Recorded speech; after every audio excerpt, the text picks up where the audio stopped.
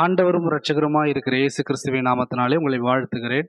இந்த காலை வேளையிலும் இயேசு கிறிஸ்துவினுடைய வார்த்தை என்ற தலைப்புல உங்களோடு பகிர்ந்து கொள்ளும்படியாக ஆண்டவர் தந்த வாய்ப்புக்காய் நன்றி செலுத்துகிறேன். துயரப்படுகிறவர்கள் பாக்கியவான்கள், அவர்கள் ஆறுதல் அடைவார்கள் என்று சொல்லி, உங்களுடைய வாழ்க்கையில ஒவ்வொருத்தருடைய வாழ்க்கையிலே ஒவ்வொரு விதமான துயரங்கள் உண்டு. பல்வேறு காரியங்களிலே துயரங்கள் உண்டு. குடும்பத்தை நினைத்து, உறவுகளில் இருக்கிற குழப்பங்கள்ல, அல்லது அவங்களுடைய வேலை காரியங்கள்ல, எதிர்காலத்தை குறித்து ஒரு துயரங்கள் உண்டு. இப்படிப்பட்ட துயரப்படுகிறவர்களுக்கெல்லாம் ஒரு ஆறுதல் கிடைக்கும் அப்படின்ட்டு ஆண்டவராகிய இயேசு கிறிஸ்து சொல்றாரு. ஆனா அது எந்த விதத்துல கிடைக்கும், எப்படி கிடைக்கும் அப்படின்னு நீங்க பாத்தீங்கன்னா, சங்கீதம் 119 தாவீது இப்படியாய் சொல்லுகிறார்.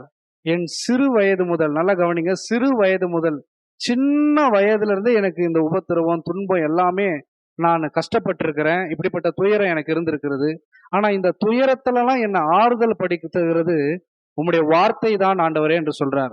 யாரெல்லாம் தினந்தோறும் ஆண்டவருடைய வார்த்தையை கேட்கிறீர்களோ, வாசிக்கிறீர்களோ, தியானிக்கிறீர்களோ, அவங்களுடைய வாழ்க்கையில இந்த துயரத்தை ஆறுதலாய் மாற்றக்கூடிய வல்லமையும் கிருபையும் ஆண்டவர் அளிக்கிறார். அதை தான் இயேசு கிறிஸ்து சொல்றாரு. மலை பிரசங்கத்துல ஜனங்கள் எல்லாருக்கும் சொல்றாரு, துயரப்படுகிறவர்கள் அவர்கள் பாக்கியவான்கள், அவர்கள் ஆறுதல் அடைவார்கள். இன்றைய காலையில நீங்க கூட ஒருவேளை துயரத்துல இருந்தா, இந்த நாள்ல அப்படிப்பட்ட காரியங்கள் இருந்தா வேதத்தை வாசிங்க.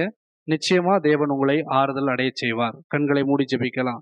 கிருபையும் இரக்கும் மகா பரிசுத்தமுள்ள நல்ல பிதாவே, உடைய ஜனங்களுடைய துயரத்தை நீர் பார்க்கிறவர் அல்ல. வேதம் சொல்லுகிறது, துயரப்படுகிறவர்களுடைய துயரத்தை ஆண்டவர் அற்பமாய் எண்ணுகிறவர் அல்ல, அவர்களுக்கு ஆறுதலை தருகிறவர். வேத புஸ்தகமே அந்த ஆறுதலா இருக்கிறது. என் வேதத்தை நேசிக்கிறவர்களுக்கு மிகுந்த சமாதானம் உண்டு என்று சொல்லியிருக்கிறீங்க. அந்த சமாதானத்தை இன்று இந்த காரியங்களை பார்க்கிற, இந்த வீடியோவை பார்க்கிற இந்த நாள்ல இந்த வசனத்துக்கு ஒப்பு கொடுக்கிறவர்களை நீர் ஆறுதல் அடைய செய்வீராக. ஆண்டவராகிய இயேசு கிறிஸ்துவின் மூலம் ஜெபம் கேளும் ஜீவனுள்ள நல்ல பிதாவே, ஆமேன்.